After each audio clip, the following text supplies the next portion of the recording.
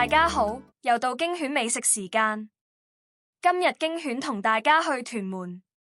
聽講屯門嘅紅橋有好嘢食，嚟緊我哋都會做一個屯門系列，介紹屯門嘅美食。屯門嘅街坊要多多留意。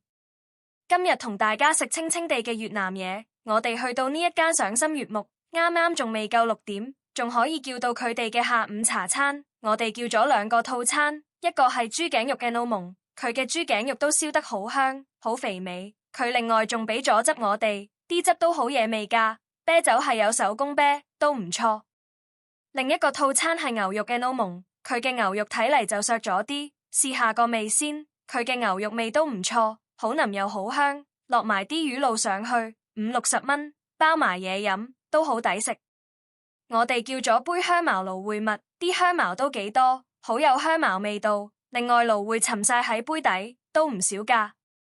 跟住我哋再叫多咗個青木瓜沙律，但睇嚟就唔係太正宗。佢都有青木瓜嘅，但唔多，反而其他嘅沙律菜會多啲，不過味道都唔錯嘅。